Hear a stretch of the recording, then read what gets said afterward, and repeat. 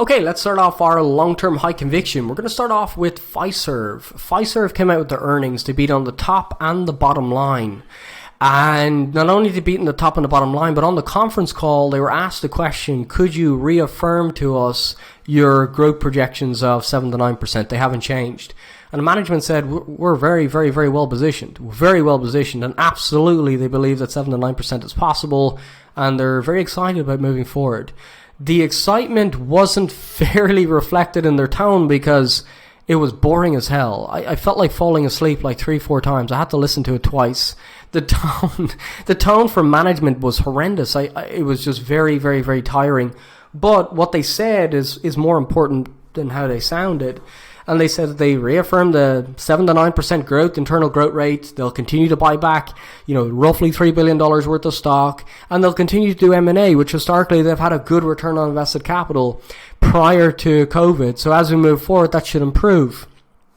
There are a number of concerns with the business. So one concern would be, for argument's sake, the back-end software and losing core clients.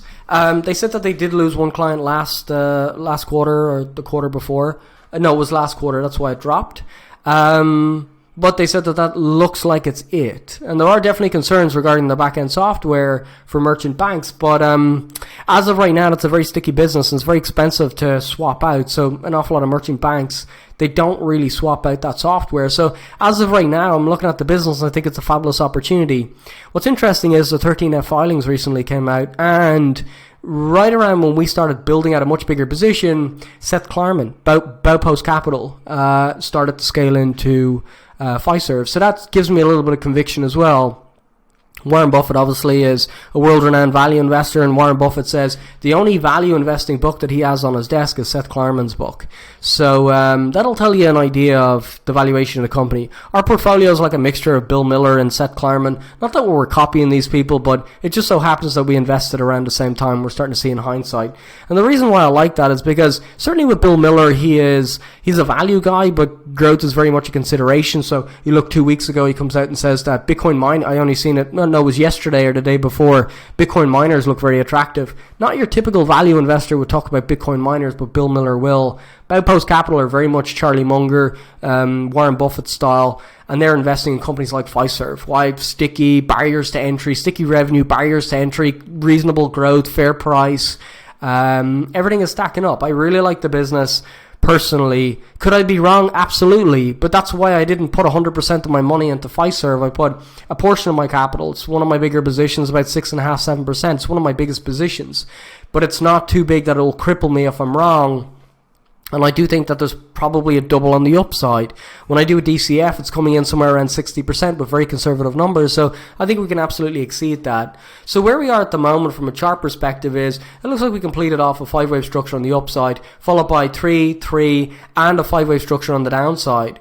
What's very interesting is on lower time frames, what you'll see is we're starting to build out RSI divergence, which is fantastic. You can see a little bit of divergence as we make lower lows here, and you can see that the move on the downside is 1, 2, 3, 4, and 5. You'd have to call this some sort of diagonal pattern simply because there's a lot of overlap there, but it's nice to see that we got divergences, valuations back in line. And I think it's going to perform very well. At latest earnings, there was nothing bad on the earnings, but the price sold off. It looks like the market would do anything to see to find an excuse for it to sell off. As of right now, I have no reason to believe that that FISV is a position that I should be reducing just because the price is dipping lower. They guided EPS 17% next year. They guided internal growth rate 7 to 9%. They reaffirmed that growth rate. And they said that the business is looking very strong moving forward. So it's a company that just continues to buy back more and more stock. It's performing very well. It's not typically exciting outside of Clover, but it's certainly got a fantastic opportunity. There was concerns, for argument's sake, with Apple going into cloud-based payments with the iPads.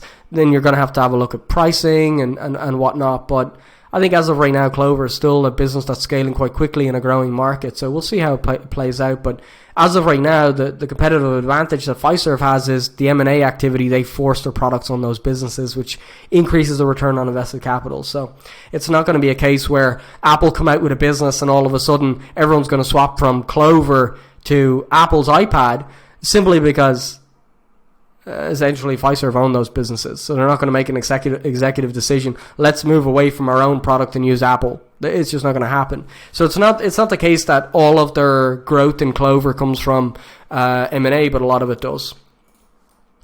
Anyway, where we are as of right now, I see the chart structure quite attractive, and I see the valuation quite attractive, and I see the opportunity quite attractive, while sentiment's very negative. I do like FISV. Again, could I be wrong? Absolutely, I could be wrong. I've been wrong many times in the past, but I still think that the setup here is pretty decent to make a reasonable amount of money. Longer term, I have $230 as a target on the upside, and that's ultimately what I'm playing for. And I think FISV is definitely, in my view, lower risk, certainly after earnings. It's no different to the last earnings call. If you guys remember the last earnings calls, what happened? Down 10, 12%, and then it recovers. Exactly the same thing happened this quarter, but the earnings were exactly the same as last quarter, in the sense where it beat top and bottom line, reaffirmed guidance, and favorable guidance. So, like, you know, it's no different to last quarter. I don't know why the market keeps selling it off on these earnings, and then it ends up rallying up after. If I had options, for argument's sake, on eToro, I probably would have bought put options the day before, cheap weekly put options, but I don't have that opportunity, so unfortunately I just left it alone. Anyway, as of right now, I think we're completing off a wave 2 before we start pushing higher here.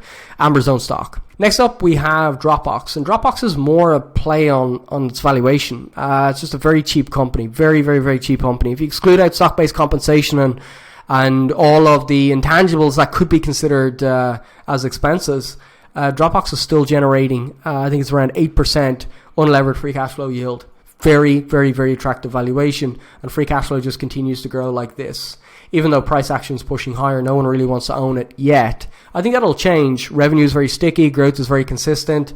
I think that'll change in time. As we start to get into this more tighter environment, I think that'll change. And for that reason, I have it as an amber zone stock. If we drop back down to the lower ends here, I'll upgrade it again to a green zone stock. But with Dropbox, I think the valuation here is very attractive. Chart structure also confirms that bigger picture. A leading diagonal, some sort of wave 2 here for a corrective structure before we start pushing higher.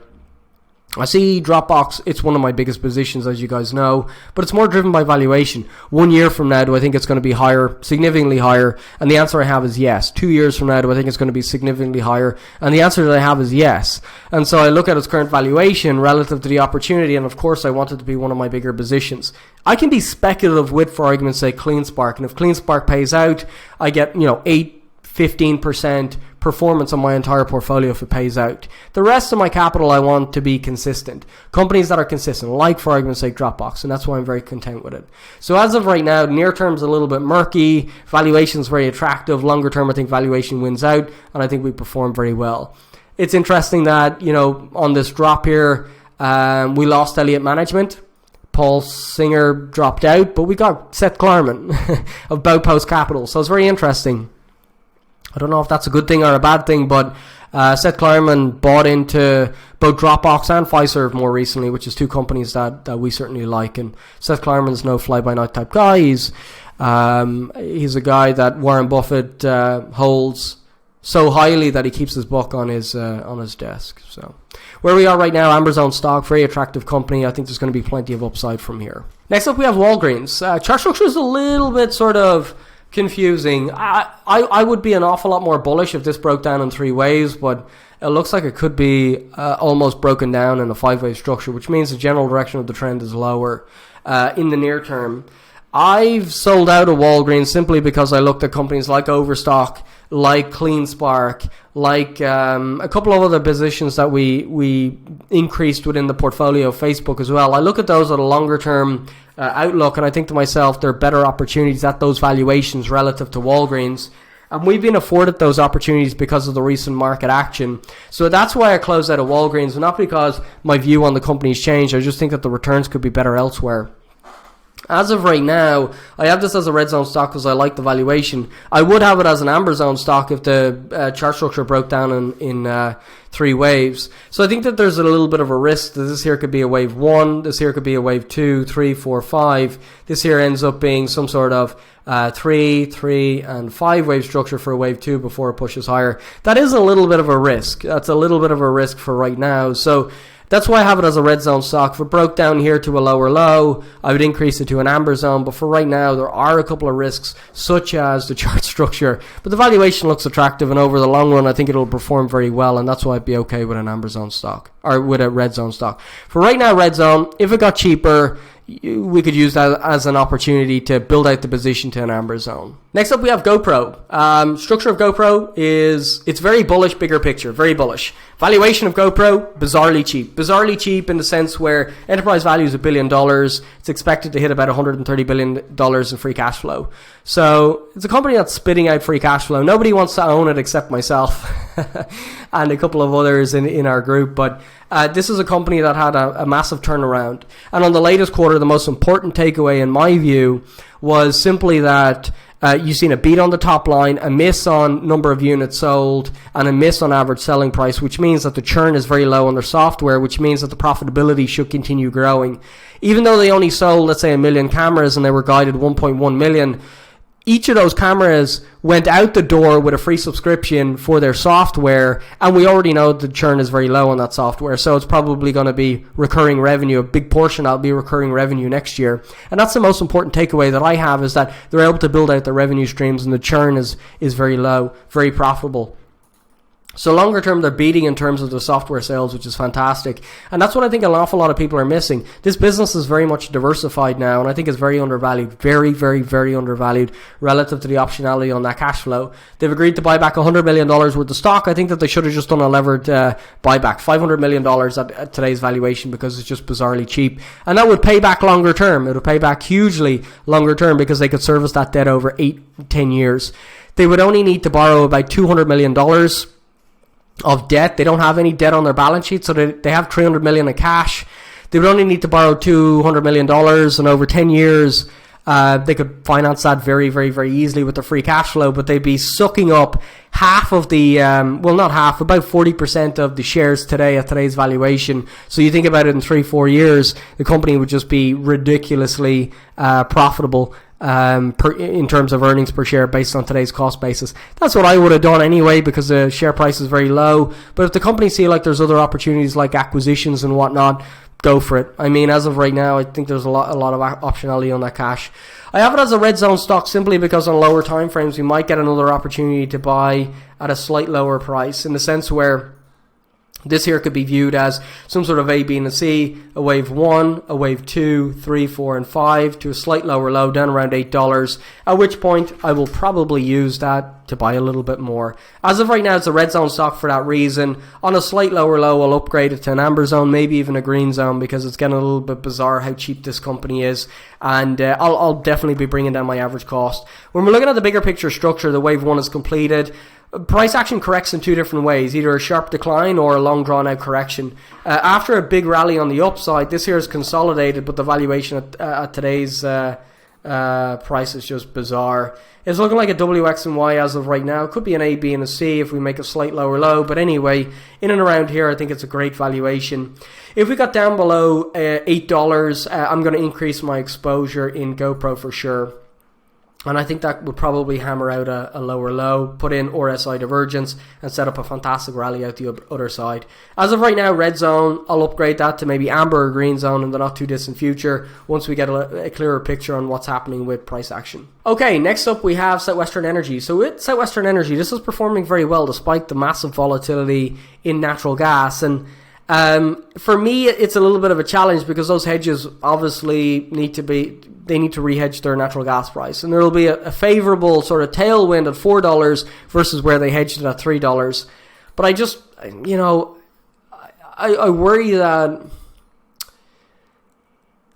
that the opportunity has passed for now in commodities. Inflation expectations are coming down, emerging market economies are starting to cool off, and my concern would be that for commodity plays, the best is past it for right now. We're going to go into a correction phase, and a lot of these stocks could look very, very, very cheap in the not too distant future. How would that make this chart structure look? Well, this here could be the top of the wave 1, but this here could just be a wave A, and this here could be an expanding flat A, B, and C before we drop lower again. And it could be the fantastic buying opportunity over here, where natural gas gets pummeled, the industry resets, and we're able to scoop up the pieces at much lower prices. I just think with we're past the peak as of right now, with PMIs and emerging markets rolling over. And that's something that we need to factor in, is that consumption from emerging markets, which is where the marginal growth is coming from, consumption in emerging markets is going to start diminishing. And we need to consider that. So as of right now, I'm possibly leaning towards maybe an A, a B, and a C. Probably a little bit more on the upside before we break lower. But it's interesting to see a lot of relative strength relative to the natural gas price. So for right now, I'm just going to be patient. I just don't think it's the right time to scale up commodity investment exposure right now. It's in vogue to own energy and financials. I just think that we're getting closer to the end of that trend. We'll get another opportunity at some point in the future, but I just don't think that opportunity is right here, right now. So let's see how it plays out. Let's see if I'm right, but I can't be wrong if I don't have any exposure, right? So as of right now, let's see how it plays out. But I'm just very much taking a step back from commodity exposure for right now, given PMIs are negative. Next up, we have Discovery. Discovery was doing very well on Friday until late on Friday when you started to see the concerns over Ukraine and Russia start to intensify, or at least that's the message from the White House. As of right now, I'm kind of indifferent to the chart structure. Obviously, I'm leaning towards this being a wave 3, where this here would be a wave 1, 2, 3, 4, 5 on the upside. That would mean that we're in the middle of a wave 3, but the only thing that concerns me is this is sloppy and overlapping. It could be some sort of A, B, and C. It doesn't really matter. I think I got this for a steal. I built the position too big. The position size was about 9.5%, and I explained in the last update why I reduced exposure. But that doesn't take away from my conviction in this stock. It's a very, very, very cheap company. It's one of the best performers year to date, up 16.74%. So while the market's been down, this has held us up really, really, really well. One of the main reasons I believe that is because it's just so undervalued. When you look at the combined business, markets, to some degree, they're efficient, but also to some degree, they're very lazy. And I think that there's a huge opportunity in really understanding what we own. When you look at Discovery, if you go on to YouTube and you look at specific analysis of Discovery, they're looking at Discovery as a business. They don't even know that Time Warner's merging with them. And I find that very interesting that a lot of people speculating on, for argument's sake, Discovery are looking at it on Discovery's metrics without realizing that Time Warner's at a throwaway valuation, where it's just the debt, pretty much just the debt, plus they get 71% of the equity. But when you work back to the valuation and the cash flow that Time Warner's assets produce, it's a throwaway valuation, even at 71% of the equity. So as of right now, I find it very, very, very attractive. And actually, to be honest, the one question that I'm asking myself is, if we have a look at Discovery relative to AT&T, you can see that Discovery has massively outperformed AT&T since essentially we bought it. I initially started to buy it last July, but I scaled into it on lower prices. But you can see that there's been a huge arbitrage to own Discovery over AT&T. And the question is now, would it be better to take all that money and put it into AT&T? Is AT&T's core business really good quality with a 4.6% dividend yield? And at the same time, we get about 0.24 shares for every 1 share of AT&T. So it's almost like 4.6% dividend yield plus a quarter of your holdings will be. So if I had a 10% holding in AT&T, I would get 2% exposure to Time Warner Discovery. And that's sort of what I'm asking myself the question right now. 4.6% dividend yield, 2%, 2.5% if I allocated 10% to AT&T would go towards almost like a dividend yield for Discovery, Time Warner, and I get the upside in 5G, and that's sort of what I'm speculating on at the moment. So it's possible that I might... I'll get a video out to you guys, but I might transition my entire holdings of Discovery into AT&T. The only concern that I have is management are the worst allocators of capital. And I keep talking about M&A, which is really, really, really, really frustrating. Because they're not good at it. They're terrible. They're really good at destroying capital. But they've said that they're going to focus on 5G, so it could be worth it. So I might have an update out for you guys pretty soon, and we can discuss whether... whether I me personally, maybe you guys would want to do something different, but whether I would want to own at this stage, given the arbitrage that has existed since the deal. So you've seen that Discovery has outperformed AT&T by 25%, so we got that outperformance. We would get a quarter of our holdings into Time Warner Discovery plus a 4.6% dividend yield. Could be an attractive investment. to translate it over and still get the upside in discovery. So as of right now, that's something that I'm playing with. That's something that I'm considering. Anyway, as of right now, I do think that we are possibly in some sort of wave 3 here. So wave 1, wave 2, this could be a wave 3, 4, and 5 on the upside to complete off a 5-wave structure. I'm looking for $42 here on the Discovery chart structure. Obviously, when I change over to Time Warner Discovery, it's going to start off at a different price, different volume, all that type of stuff. But as of right now, that's ultimately what I think we're going to discount into the merger. And then after the merger, there might be a little bit of a sell-off in terms of Time Warner Discovery. We'll have to wait and see. But anyway, I'd be expecting more upside here from Discovery. $42 is what my expectation is for the equity in the near term, and I'm still very much bullish. But let's see what happens. Let's see what happens over the next couple of weeks. I'm going to keep analyzing AT&T, and I'll give you guys an update and let you guys know whether I think that there's a good arbitrage there to translate our capital into AT&T, take advantage of the Time Warner Discovery, plus a big fat dividend yield and potentially a little bit of growth if they can delever their balance sheet. So it's definitely something that I'm looking at the moment. Okay, next up we have BioNTech. So with BioNTech, if we have a look at BioNTech on the lows here, it looks like we're possibly up in what could be considered an A, a B, and a C, followed by an A, B, and a C, followed by 1, 2, 3, 4, and 5. So it is possible that this here is an A, B, and a C off the lows. So this is a company that I want to own long term, but I got to be very tactical, just like I was up here. It's not what I want to be, but I got to protect capital. The volatility kind of sidestepped me with BioNTech, both on the upside and the downside. Now, fortunately, we were able to trim the position up at 350. I did add it back at 280, but I also added some at 144, bringing the average cost down to 225. So what I might do is, on this A, B, and potentially C rally up towards 205, I might cut some of my positions that are in a loss, bring the average cost down a little bit, and then if we broke back down to one more lower low, I can build out the position further, but the risk would be a lot lower. As of right now, the chart structure is looking very much corrective. Long term, I believe it's very much bullish, but in the near term, this is a very short, narrow-minded market, and a lot of people are looking at COVID vaccine sales without realizing early stage pipeline, optionality on cash, and good quality management, and potential for M&A.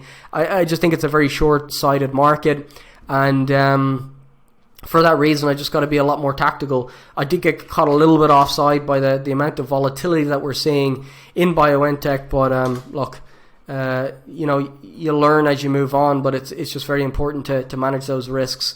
So the risk here would be that this here ends up being an A, a B, and then this here would be 1, 2, shallow wave 2, 3, and then this would be a wave 4, but it'd be a bigger wave 4 simply because we got a shallow wave 4 and they alternate from a technical perspective, and then we make a slight lower low. So if I can lighten the load a little bit at 205, and then if we can make a slight lower low here, and I can add a little bit more to the position down here, bring the average cost down further from that 225 level, I think we're sitting pretty for a long-term position then in BioNTech. Down around the lows, it's a $33, $34 billion company, and it's expected, just based on its business of coronavirus vaccines right now, it's expected to generate $17 billion. That's the cumulative free cash flow. It's a little bit more than half its market cap without factoring in the valuation of that early stage pipeline, and that's what I find very attractive. So if I can get my average cost down here by mitigating some risk in the near term, this rallies up towards somewhere in and around 205. I cut maybe 1% of my position, maybe 1.5% of my position, and it does drop lower. I've got a little bit of firepower to bring my average cost down a little bit lower. So sometimes, like, I felt like this was a good opportunity over here. I thought that the market might be able to see past coronavirus vaccines, but obviously in the near term, 2020 and 2021 have been just bizarre years. We're starting to see a little bit more rational markets in 2022, but it's almost like this company, people have forgot that. It's like with Bristol Myers. They'll generate $100 billion, but $130 billion for the company is too much to pay for it. So it's almost like this very irrational sort of market that we're in, where people are not focusing on the bigger picture. Early stage pipeline, free cash flow, M&A, best team in the industry. Instead, they're focusing on coronavirus vaccines, which we already knew would unwind. So anyway, as of right now, I really like the business, but if I can be a little bit more tactical as I plan to be this year. And if I can lighten the load up around 205 and then build it back out down here on the lows, I think we'll be able to get in at a much more attractive valuation. And that's ultimately what I'm trying to do, is just position myself at a very attractive valuation for the longer term throughout what's been a very difficult market off the highs. Certainly since when I bought it, I added more, cut the position, added more in and around here, and then it just dropped pretty heavily. Added more down here, brought the average cost down to 225. Now I've got an opportunity to possibly sell this 280 position at a slight loss, but raise a little bit of cash. And if it breaks back down to new lows, use that cash to build a position back out down here. A little bit of an arbitrage opportunity. It's not the type of investing that I like to do, but I gotta protect capital at the same time. And so if I have an opportunity to close out this position here, make a slight loss on the position so I don't have a taxable event. A lot of people are worried about short-term trading, taxable events. Well, how you can get rid of that certainly in downtrending markets is to close out positions at a slight loss. So as of right now, we did take a 30% gain up here. We could take a slight loss on this position here, but we added some at 244, so our average cost has come down a lot. I believe we've managed it very well considering the circumstances. You know, we're not too far away from, probably it's been about a 7 to 10% hit maximum despite all the volatility, just by being a little bit more tactical. So as of right now, that's essentially what the plan is for BioNTech. This is a longer term position, but in a bear market, we got to really manage the risk effectively. And I just got to pay attention to what the chart's telling me in the near term. And so if I see this obviously as a wave one in a A, B, and a C on the upside, I'm going to use that to my advantage and hopefully lighten the load somewhere around 205. And then wait for a move back down towards 136, maybe down towards 130. And if I can reinvest that capital down around those prices, I am sitting very pretty longer term. And that's ultimately what I'm looking to do. Next up, we have Transocean. Transocean was up 3.6%, pretty much because of crude oil was up 3.6%. Where we are right now is we could be taking off here. There are a number of catalysts. Obviously, you're seeing 2023 crude oil price somewhere around $75. So you could actually hedge out that risk. You could actually start to see, for argument's sake, capital expenditure from ExxonMobil coming back online for offshore, and they could hedge out the risk into 2023 with crude oil prices at $75.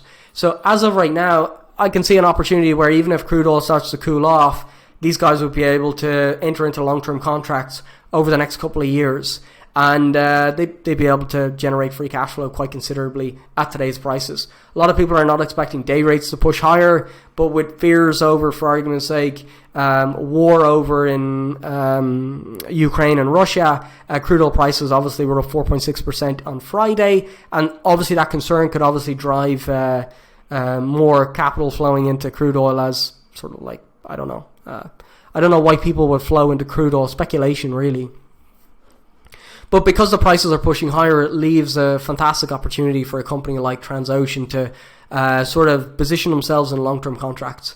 So as of right now, the chart structure is still very much corrective, but it continues to grind higher, continues to grind out higher highs.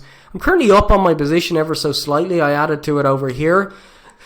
Excuse me. So I've been in the position for a while, but it's now back in a positive gain as of right now. It'll be interesting to see how it plays out over the next couple of weeks. But if we break above 422, this could be a very, very, very interesting opportunity on the upside. And again, the difference between Transocean and, for argument's sake, a producer is these guys would enter into like 5-year contracts. And that contract might be set at crude oil at $95 per barrel. Or $90 per barrel, in and around that region. And that's where it gets very interesting, because day rates will be pegged to that price. So day rates could be what, 365, 400, over 400,000.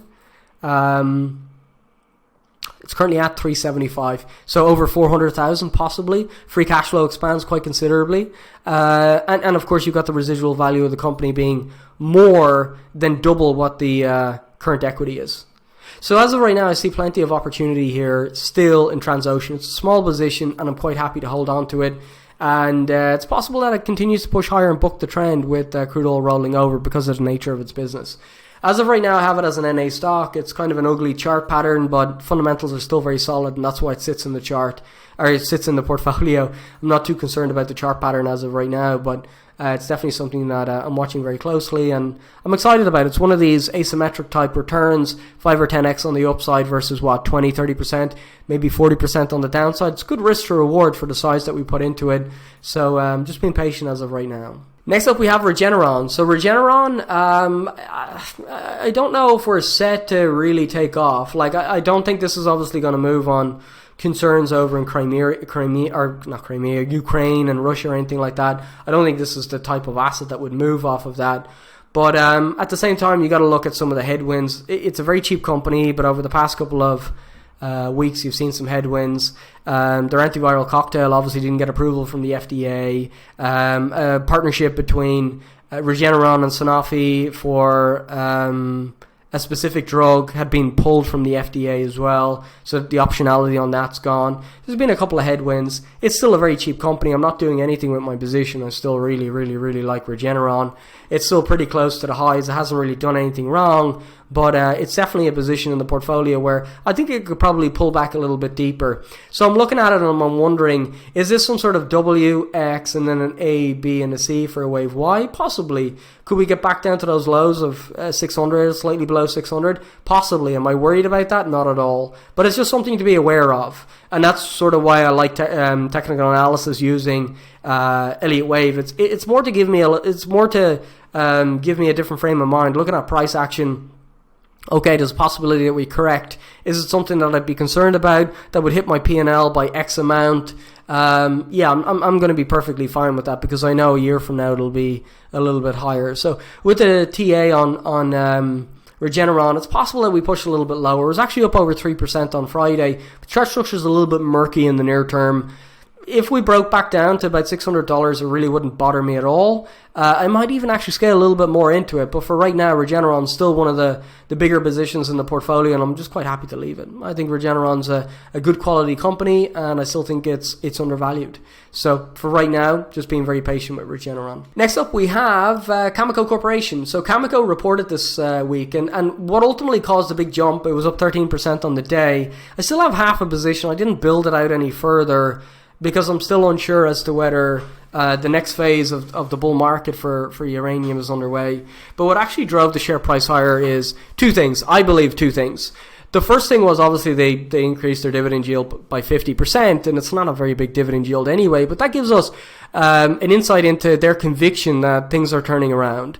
But the main thing that really started to drive the share price higher is there were concerns that they would restart McArthur River and scale back and keep Cigar Lake at full production and oversupply the market essentially. And that's where a little bit of concern was. They came out and said that what they're going to do is restart McArthur. That's still the plan. But they're going to scale back Cigar Lake. So they're going to balance their output. They're not going to increase their output. They're going to balance their output. That's what drove the share price up 13%. Increased dividend yield, in my view, increased dividend yield and production outputs for McArthur River increasing and Cigar Lake decreasing. As of right now, the way it looks is that this here could be seen as a wave 1, 2, this here be a wave 3, this here be a wave 4, and then a fifth wave higher. A lot of people look at price action and say, oh, I missed it, it's up 13%, I missed it. When you use Elliott Wave, you realize that price action is not linear. It never moves like that. It's obviously very sloppy, and Elliott Wave makes us understand those moves a little bit better. So if we did get a slight higher high here, that'd be a full 5-wave structure. It will give us indication that that's the general direction of the trend, and that'll give me more conviction suggesting that there is the absolute low, meaning that if we pull back in 3 waves, that's a buying opportunity. And remember that a wave 2 can be pretty deep. So normally there's a saying in markets that all gaps close. I don't know how far into that I'd read, but there is a pretty decent gap there that could close. So it's possible that this gets back down towards in and around just below $20 for a wave 2 after it completes its full 5-wave structure. So we'd have the general direction of the trend. I'd be content in calling this the absolute low at that point, and we still have an opportunity to buy in at a very reasonable price. Still have half a position. I'd like to build that out a little bit further, but I'd like to build it out at a very low risk price. So somewhere down around $19 would make $20 would make an awful lot more sense. So let's give it a little bit of time and then I'll upgrade it, but it's starting to look very interesting here for sure. We hit in around the 1-to-1 wave A and wave C at $18. So let's see what happens from here, but it's starting to look very interesting for sure. Let's give it another week or so, complete a 5-wave structure, and then we can make a decision from there. Next up we have Micron. So Micron was screaming higher last week.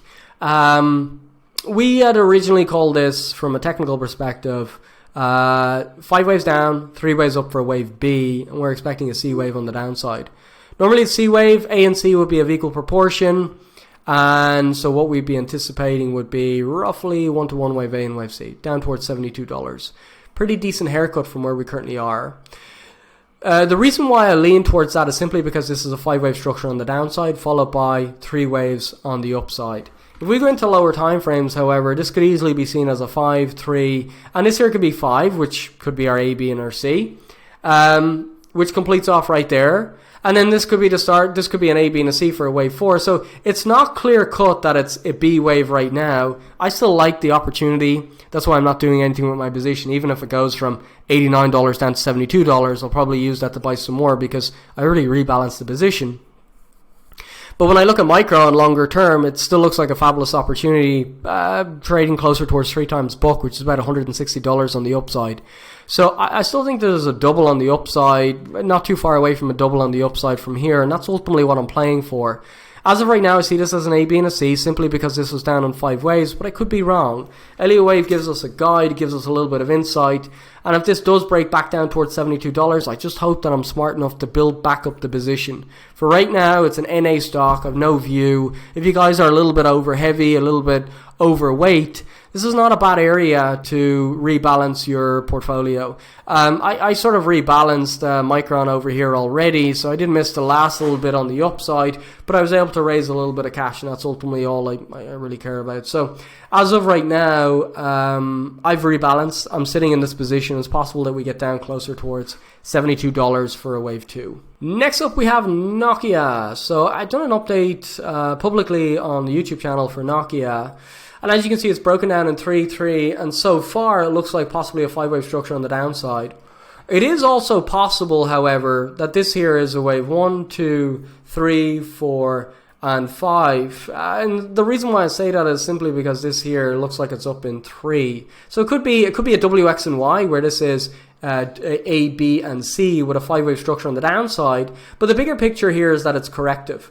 I look at the company Nokia and I just think it's dirt cheap. I actually added 1% more recently just to start beefing it back out again. I want to get this up to 5-6%, and if this does get back down closer to $5, I'll probably put another 1% of AUM into it. That'll bring it up to about 5% of my portfolio, but I think that they're doing everything right, and it's definitely a position that I'd like to be long, considerably long within the portfolio. Great company, great turnaround, fantastic free cash flow generation, just a really good opportunity. As of right now, I have it as 3, 3, possibly 3 on the downside. I'm not entirely sure, but what kind of gives me a little bit of concern is that this here is up in 3. So if that's the case, this here wouldn't be 5, it'll probably be an A, B, and a C. It'd be a W, X, and Y, where this final move here, if we actually want to mark it out, you'd have an A, a B, and a C, an A, a B, and a C, and then an A, a B, and a C. And then that there wouldn't be in an A, B, and a C. It'd be a W, X, and Y, 3, 3, and 3. So that's ultimately kind of what I'm looking at. At these prices, I mean, longer term, I just don't think you can go very wrong given the turnaround in the business. And I'm surprised to see such weakness for such a stable business. So if I can get in, if it drops another 10%, I'll add another 1% of AUM to Nokia. Very comfortable with that because long term I think it's going to do very well. So in Nokia, very, very, very, very confident in the company. Just got to be a little bit more patient. So as of right now, there's possible for a little bit more weakness, but I think we can use that to our advantage and hopefully scale in a little bit more. Hopefully we're smart enough to build out the position a little bit further. Looking at $5 on the downside, that's why it's an NA stock for right now, but yeah, the chart structure is suggesting a little bit more weakness, which I'd be a little bit more surprised about, but look, it is what it is. The DCF at that price would definitely suggest that there's probably 200% on the upside over the next 5 years based on the present value of those cash flows. So we just get to buy it at a much cheaper valuation. As long as we hold it over the next couple of years, we're still looking at a $15 target. So that's the interesting part about cheaper prices. If you know what you own and you're smart enough to buy some more, you should outperform significantly over the long run. Really like Nokia, looking at $5 as another buying opportunity. Next up, we have AstraZeneca. AstraZeneca is a little bit confusing here from a chart perspective in the near term. It's a little bit sloppy. And normally during these times, after a pretty decent run, so we looked at this once it broke out. We looked at this as an opportunity to buy. Unfortunately, I wasn't smart enough to buy it. Already allocated capital to enough of, I had enough exposure in biotech, so unfortunately I didn't allocate anything to AstraZeneca. But anyway, it rallied quite nicely. It came back down, it bounced, and over here suggesting, look, it might be a good idea to rebalance, take a little bit off the table and wait patiently until there's a little bit more clarity. I still believe that to be a reasonable sort of way of looking at it. This could possibly be a head and shoulders pattern. Might be a little bit more weakness here, and there's always going to be another opportunity possibly to scale in a little bit more. Risk management around these different times, a little bit of rebalancing here and there will make a big difference longer term if it makes sense, and that's ultimately what we're advocating for. We could certainly be wrong on that, but that doesn't mean that there's not going to be another opportunity somewhere you can allocate that capital. So as of right now, I'm looking at this possibly as some sort of A, B, and C. It's a little bit murky in the near term. Longer term, I think it does very well. But I mean, there's a big difference between £85 and £75. So if you could take 30% off the table, realize a little bit of that profit, and then add in a little bit lower if it makes sense, it makes all the difference longer term. As Peter Lynch would say, you know, reduce exposure in story number 2 and increase it in story number 5 when it makes sense. And that's ultimately what you do here with AstraZeneca. So for right now, it's an NA stock. Okay, so next up we have Zillow. And the great thing about Zillow is the bears haven't gone anywhere. So the bears are looking at the average selling price of the real estate. Last I checked, that Zillow offers, they're unwinding it and they're getting rid of it. And I could care less whether the impairment charge on that is 15%. So in other words, for every 100,000 I paid for a house, it wouldn't bother me if they lost 15,000 on it. And the reason why I say that is simply because the company issued, I think, convertible bonds and equity at a price well above what I paid for it. So it was somewhere around 120 or 130. So that's where they issued equity in order to buy all this real estate. So it was very expensive equity that they issued.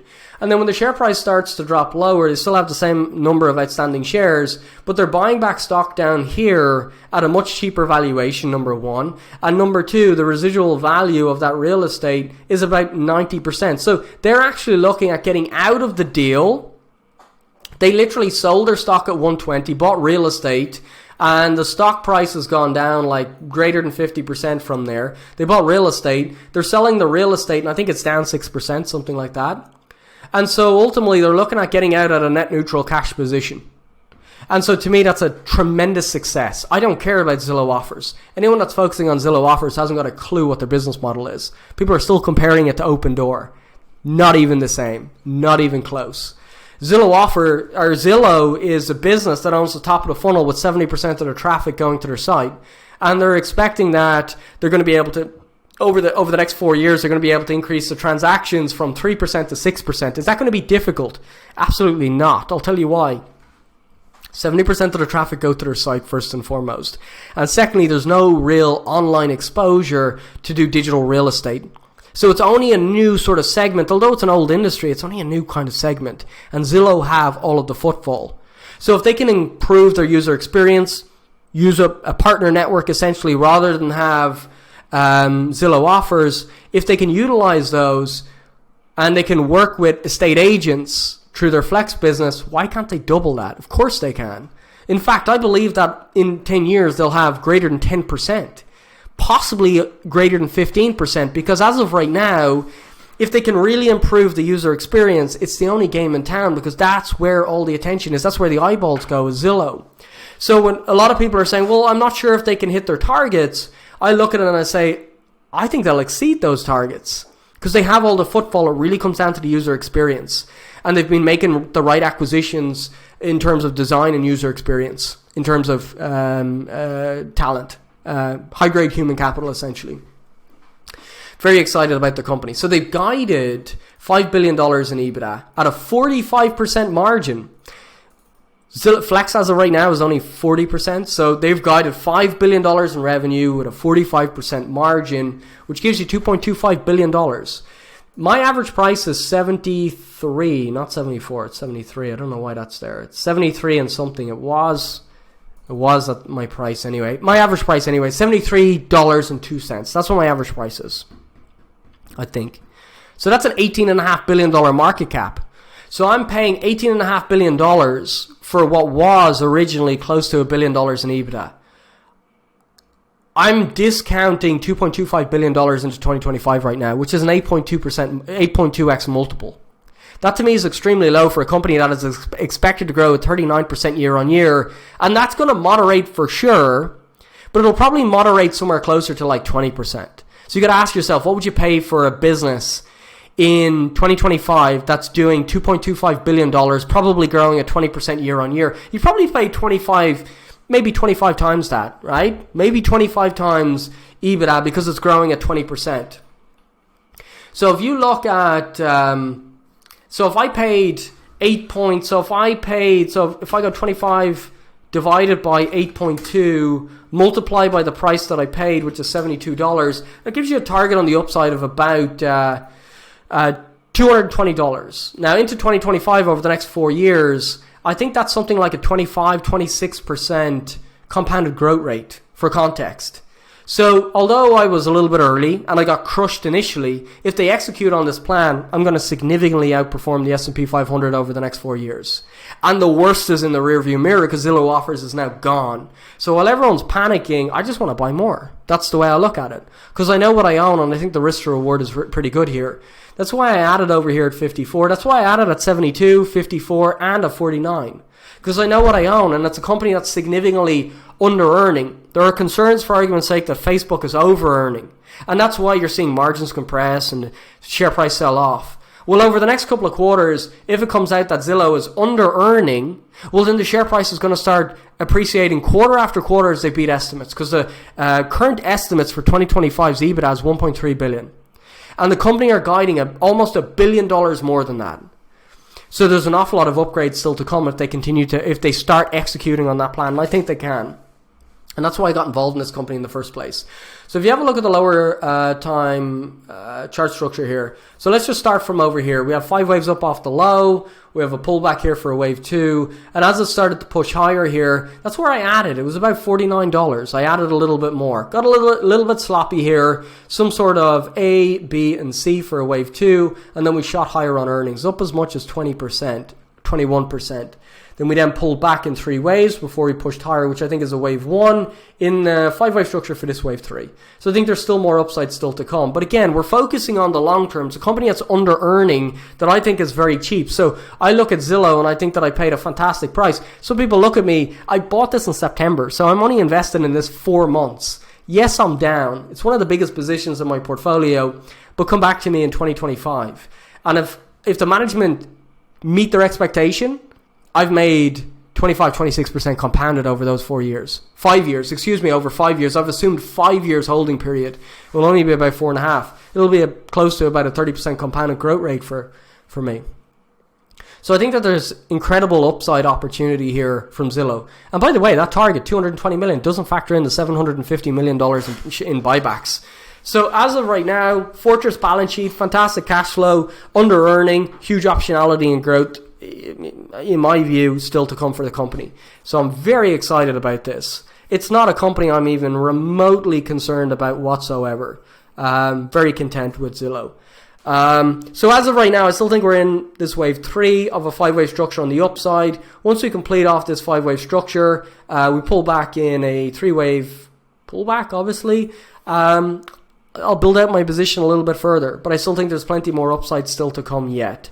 So as of right now with Zillow, very, very, very happy with the position.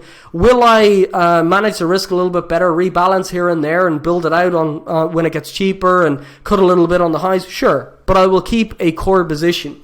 And that's the main takeaway. Ignore what I do with small parts of it. That's got nothing to do with my outlook on the company. That's more got to do with maximizing returns and managing risk.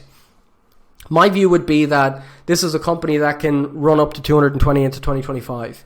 If, for argument's sake, I could trim this at $68 by 1% and add that back somewhere closer to like, $55, $60, would I do that? Yes, absolutely. And that's going to maximize my returns even further. And if I can do it in a tax efficient way where I'm only closing out positions where I haven't made a gain, well then that's a fantastic sort of opportunity for me to bring my average cost lower, if that makes sense. And that's sort of how I look at it. So as of right now, longer term, love Zillow. Will I rebalance it from time to time? Yes, of course I will. It'll give me a much better average cost. And as of right now, I'm very excited about the long term anyway. So I'll be keeping a pretty decent sized core position, which as of right now, I think I've allocated about 7.5% of my capital to it. So it's not a small position, it's a very big position in my portfolio. So rebalancing it up around $68 in around that region, ever so slightly. Is it a smart decision? I think so. I added 1% at 72. Would I cut that position at 72, take a small loss on it? I have some gains that I could offset from, for argument's sake, BioNTech. Would that be a smart decision? I think so. And that's something that I'll consider a little bit further down the line. As of right now, I think we're heading up towards 68 for this wave one pullback, but longer term, fair multiple at 25 times EBITDA in 2025. This is a $220 stock at least, because that doesn't factor in the share buybacks. So anyway, as of right now, still very much bullish on the company, and I really think I'm going to make a lot of money here. I really, really, really do. Okay, next up we have CROX. CROX it got pummeled on Friday. No reason from what I could see as to why it was down so heavily. It really, really, really got pummeled. When I looked up, like I do use from time to time, I do use Twitter to try and find some news. So I'll key in a ticker and the news might pop up pretty quickly. If I don't find the news, well then I'll pop over to their investor relations department. And I done both yesterday and I couldn't find anything. The only thing I could find is, and I think this is hilarious, but there's a lot of people making judgment based on where gaps are the whole way down. And like some people are expecting that this goes all the way back to like $15 and whatnot, but it's a very different business today versus where it was at $15. And so I find that hard to believe from a fundamental view. Gaps always close, do they? Sometimes they don't, though, at the same time. Earnings are coming up pretty soon. I think that could be a pretty decent catalyst for the company to drive it higher, so we'll have to wait and see. As of right now, though, I'm a little bit surprised by price action. As you can see here, this is looking more like a potential zigzag on the upside, meaning an A, a B, and a C, possibly. That might mean that this is a 1, 2, 3, 4, and 5, slight lower low. So, I mean, could we close a gap here? I mean, I don't like to make these type of decisions because I don't like it just doesn't make logical sense to me, like why gaps close and stuff like that. But could I see this get back down to 85? Possibly. Would I use that as an opportunity to buy some more? Yes, absolutely. As I went over in CROX, I mean, I think their cross-light material gives them a little bit of a moat. And their influencer sort of marketing has been incredibly successful with tier one with tier one celebrities. So it's driving their growth. 66% last year. I checked the search volume for CROX globally. It's higher than this quarter last year, slightly, but it's higher than this quarter last year. So I find that very interesting that internationally their sales should be quite robust relative to 1 year ago. So yeah, I don't see a major slowdown, to be brutally honest, from CROX. But I was very surprised to see the price action on Friday. It was the worst performer in my portfolio, down 6.7%. As of right now, I'm following it closely. Happy with the price I paid. If it gets cheaper, yes, I'll add a little bit more. But we'll see. We'll see. CROX is a company that I really, really, really like. So I'm going to continue to follow it. And again, if it gets a little bit cheaper, I'll add some more. I think I've paid a very good, reasonable price for the company. And as of right now, I mean, it's priced back at where it was back in April, March of last year before they had that big, massive 66% year. So it's not like we're overpaying for it relative to where it was a year ago before they hit 66%. It's not like we're overpaying for it. So yeah, the valuation I think is very attractive, and the acquisition of Hey Dude I think is also going to benefit the company. Share buybacks won't help, and then organic growth obviously will definitely act as a tailwind too. So as of right now, I'm I'm just going to continue to follow the chart structure, but still very much bullish on CROX longer term, and I think we paid a good price for it. Next up we have Lockheed Martin. No doubt, it probably would have been a better idea to hold on to Lockheed Martin into Friday and close it on Friday. Because we got that pop higher. We've just completed off the full 5-hour structure now. We've got probably a slight higher high still to come, maybe Monday, Tuesday. But it looks to me as though we're peaking out here. No doubt we're peaking out on the Warhawks in the media. So as of right now, this looks like some sort of wave 1, some sort of wave 2. 5 waves up here for a wave 3, expanding flat here for a wave 4, completing off a 5th wave. We're close to the end of the move, and a lot of people are scaling into it now, which doesn't make a lot of sense to me. It gives me the indication that this here is piling in right at the top. And again, as we looked at in the macro update, it's possible that what we're seeing is a little bit of fear-driven sentiment on what may be something that doesn't materialize, speculation. Will Putin invade Russia, or will Russia invade Ukraine? I don't know. I have no idea. I don't think anyone really has an idea other than Putin, who actually has Parkinson's, which is kind of interesting because maybe he does make irrational decisions because of his health, and he's not, very young either. I think he's like 70 years of age, so he's got deteriorating health. Maybe he does make some errors in calculation. I don't know, but it's not something that I'm willing to speculate on. As of right now, from a chart perspective, I see this closer to a top. I can see that RSI is diverging, showing momentum slowing down, and it's happening right on peak fears over war. So, yeah, I think that this is probably going to top out pretty soon and start pushing lower. Next up, we have energy transfer. Still expect more upside. I don't own energy transfer anymore, but I still expect a little bit more on the upside. Is an MLP, commodities in general, I just don't feel comfortable owning them. I really, really, really don't. I think you can do very well in disinflationary technology, but I think if you pay the right price, I think if you overpay, I think a lot of technology will continue to go down, but I think half of it, well, maybe not even half, I don't know what percentage, but I think a lot of it will actually push higher. So I still like technology a lot, and I think it's going to continue to do very well, and that's ultimately where I'm focused. But I think it's a better bet than being long inflation-sensitive assets. I think inflation is getting closer towards peaking out. And again, one of the clues would be break-even inflation rates coming down in the United States, number one. And number two, global PMIs are coming in weaker than expected. Certainly Australia is already in contraction, suggesting recessionary risks start to increase here. So, you don't really want to be long inflation-sensitive assets when you're starting to see a slowdown, a global slowdown like that. And energy transfer, although it's an MLP and it transfers oil and gas, it may move in that basket. Anyway, from a chart perspective, I'd be looking for a higher high above $11.57, and I think that would probably be the peak. It'll probably be all you get out of this.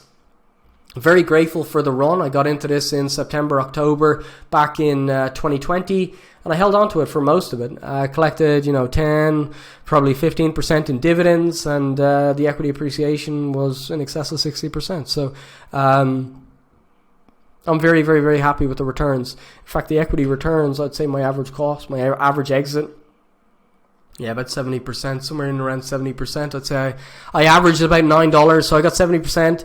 Probably total return since September, October is about 85%. I can tell you that when I bought this, that nobody believed that it was a good investment. And I can tell you when I sold it, everybody believed that it was a terrible idea.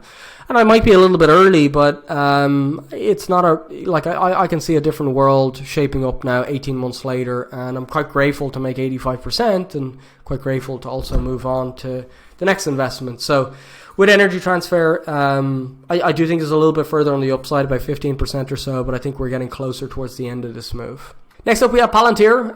Palantir, over the past week, is starting to morph into what looks to be some sort of triangle. So I've been waiting for an opportunity down around $11, even $10 to really ramp up my exposure here. I've got an average cost of $18. I think if I can add 1% of AUM closer to $10, $11, bring my average cost down to about $14, $15 in and around that region. And at that price, I'm very, very, very happy longer term. That would essentially mean that this final fifth wave would break down in 1, 2, 3, 4, and this would be a fifth wave here. Patience, patience, patience, manage risk.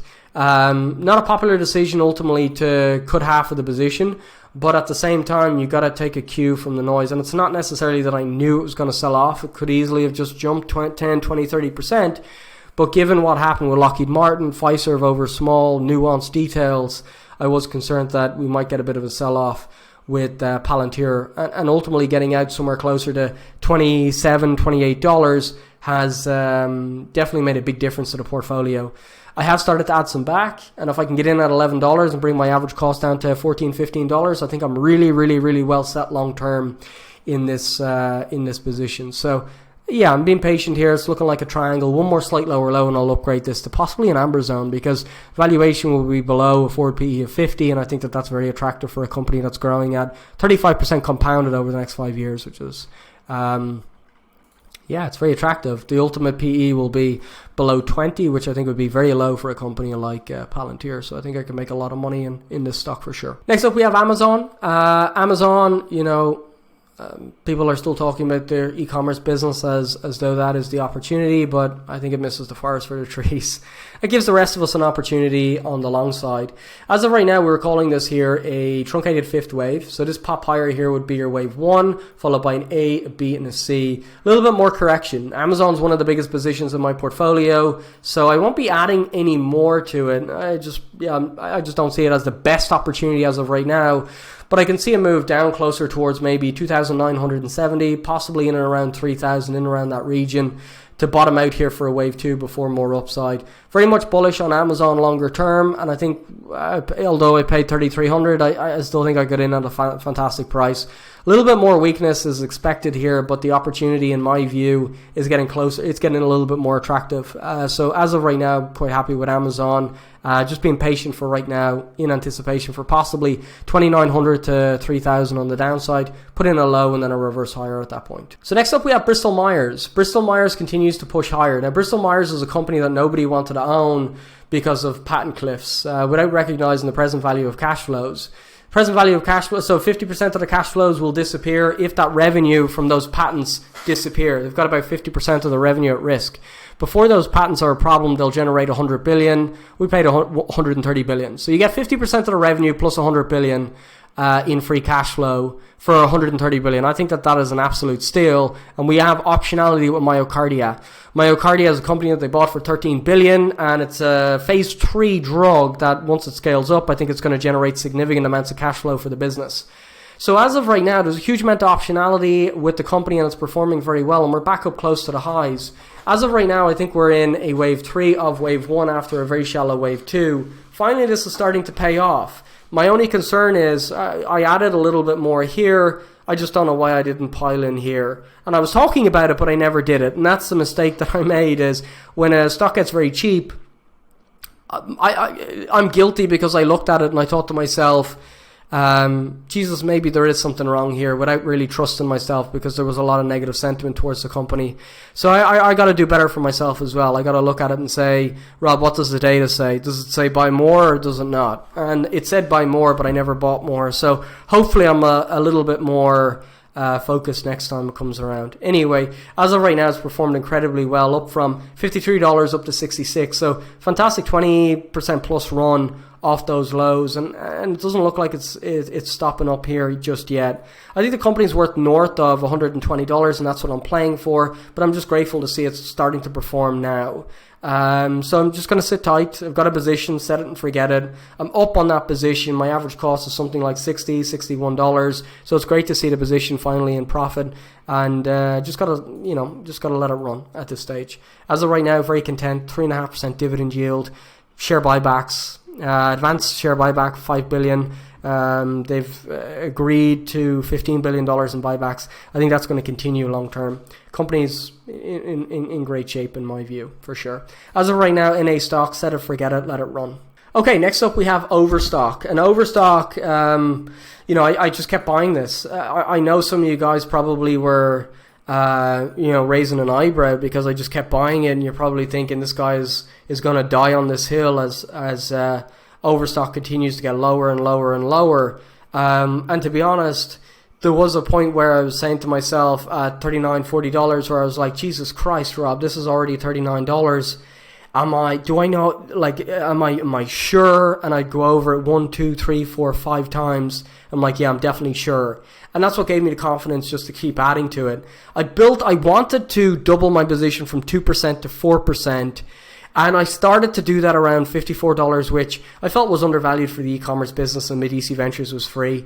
It got down to 48, I added some more. It got down to 47, I added more again, couldn't believe it. And then it got down to $30, $39, $40, and I added some more again. I actually increased the position by 3.5 times, way more than what I wanted to do, but the opportunity was so good. So when it bounced higher here, I used that as an opportunity. Obviously, I seen the 5-wave structure, and I used that as an opportunity to cut the position by 1.25%. Not a huge amount, but again, that'll make a big difference long term to returns. So I can cut a little bit of the position that's losing money, rebalance it in a longer term position. And so as of right now, either the A, B, and the C is completed here, or this is just a wave A before we bounce here for a wave B and get down as low as 44 again. I think the lows are in the rearview mirror, and will I build this position back out again around 44, 46? I might, if there's not another appealing opportunity quite like Overstock, I'll take that 1.25% that I raised and I'll rotate it into Overstock for sure. So as of right now, I still think there's a possibility down towards $44 to $46, and at that point there could be a fantastic opportunity to maybe add a little bit more. It's fantastic arbitrage. Sell at 52, buy back at 44. It's fantastic when it plays out. But the most important takeaway is, my perception is, the way I think about it is, there's always another opportunity. So if it doesn't play out that way, I reduce risk. And if it does play out that way, I maximize returns. And if it doesn't play out that way and I've reduced risk, there's always another opportunity that I can scale it into. That's why I have no problem doing it. Reduce risk, there's always another opportunity. If it does play out, maximize returns. That's the way I look at it. As of right now, expecting $44 to $46 on the downside. Next up, we have Foot Locker. So Foot Locker, in my view, is a fabulous business. It's a business that a lot of people think is a dead and dying business, but I think it's priced for that. It's got a 15% unlevered free cash flow yield, which is really, really, really high. They can service their debt, they can maybe make acquisitions like what they've done with KSS, or they could buy back stock, which they have been doing. They'll be able to finance all three of those with the amount of cash flow that they're generating. I have this as a wave 1, have this pullback as a wave A, or W, it should be a W, X, and Y, complete off a wave 2 here. Remember that we can retrace up to 100% of wave 1, and although this is very sloppy, it didn't quite retrace 100%, but pretty close to it. As of right now, I'd be calling this here your first wave. So this would be a wave 1, 2, 3, 4, and 5. I think that this is going to be pushing higher here in a wave 3, but there's possibility of a little bit more weakness in the near term. Friday, we saw prices down 1.24%. Not quite as bad as the market, because ultimately people are still going to buy shoes whether Russia invade Ukraine or not. So I think people were a little bit more rational with something like Foot Locker rather than the QQQs, which was down 3%. As of right now, we're getting closer to possibly completing off this correction. Maybe Monday, a little bit of weakness down to 43.29 before we push higher. I have it as an NA stock in and around here because the chart pattern is quite ugly, and it is a stock that has an awful lot of negative sentiment towards it. And I could be slightly wrong, but I think at a margin of safety with unlevered free cash flow at 15%, over 15%, I really see it as a fantastic opportunity, and that's why I'm happy to stay in it. The chart structure is a little bit messy for right now. Let's put it to one side. We're also seeing CROX as well look quite weak at the moment, which is a little bit surprising to me, given that their business is very robust, plenty of free cash flow, well able to service all their liabilities.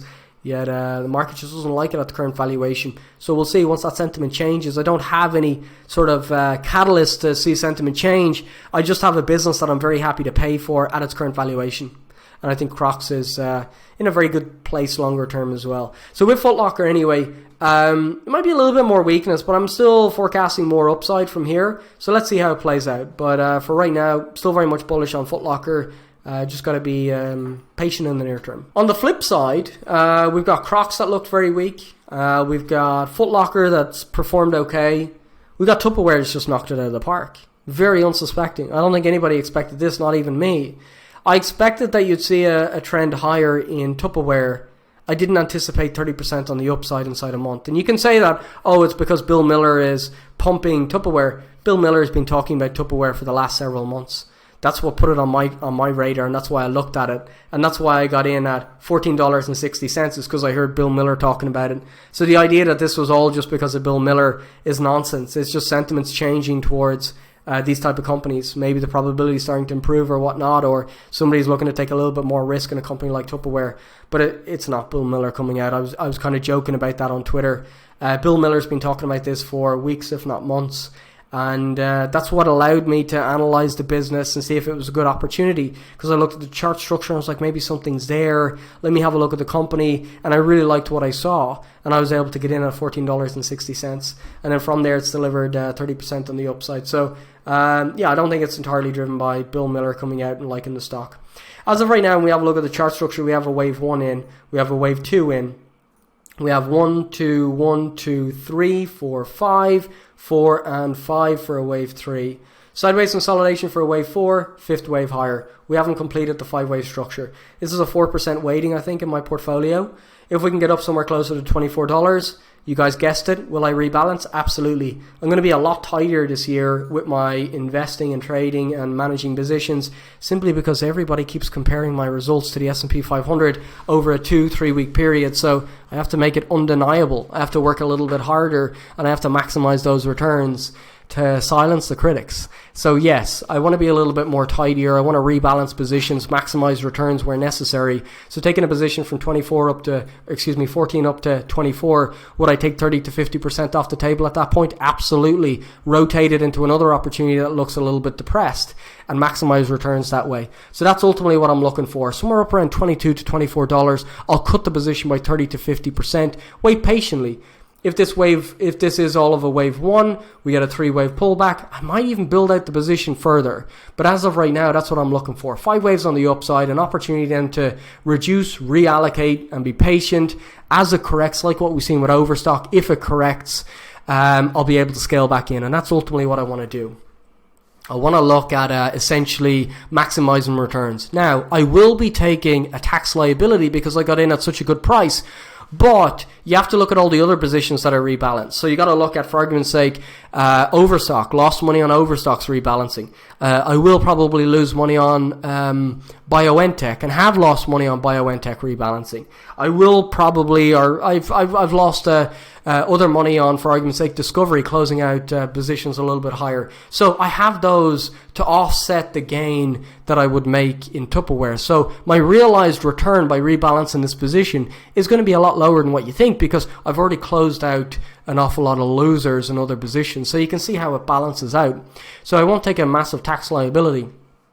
As of right now, looking at $22 to $24 to rebalance the position, probably 30 to 50%. If I see lots of opportunities, probably closer to 50%. If I see a lot of risks on the horizon, probably 50%. That's the way I'm going to look at it. Anyway, as of right now, $22 to $24. Very happy that it's performed so quickly. But if it goes up 70, 80% with the same fundamentals, I'd be foolish not to rebalance that position. So that's exactly what I'm going to do.